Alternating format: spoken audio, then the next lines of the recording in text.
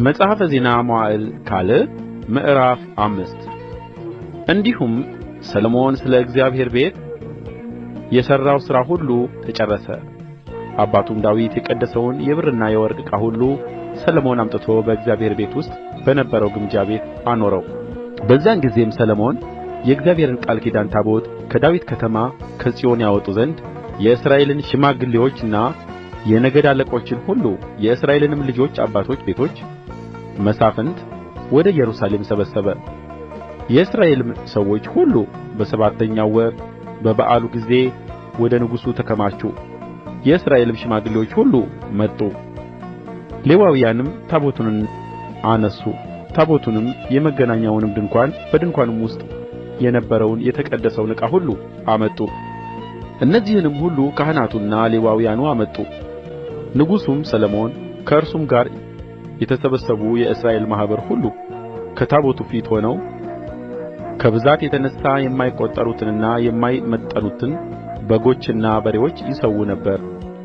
ካህናቱም የእግዚአብሔርን ቃል ኪዳን ታቦት ወደ ቤቱ አምጥተው በቅድስተ ቅዱሳን ውስጥ ከኪሩቤል ክንፍ በታች በነበረው በስፍራው አኖሩት።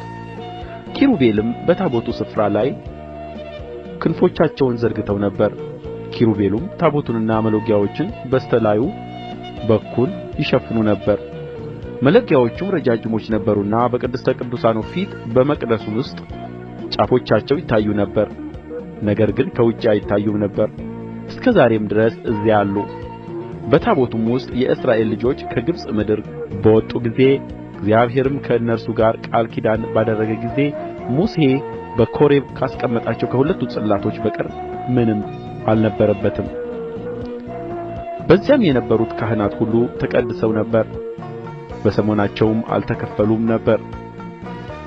መዘምራንም የነበሩት ሌዋውያን ሁሉ አሳፍና ኤማን፣ ኤዶታምም ልጆቻቸውም ወንድሞቻቸውም ጥሩ በፍታ ለብሰው ጸናጽልና በገና መሰንቆም እየመቱ በመሠዊያው አጠገብ በምሥራቅ በኩል ቆመው ነበር። ከእነርሱም ጋር 120 ካህናት መለከት ይነፉ ነበር።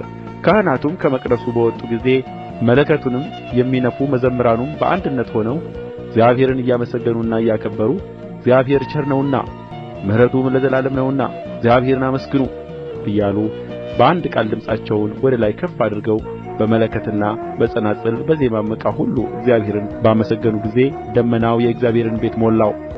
የእግዚአብሔርም ክብር የእግዚአብሔርን ቤት ሞልቶት ነበርና ካህናቱ ከደመናው የተነሣ መቆምና ማገልገል አልተቻላቸውም።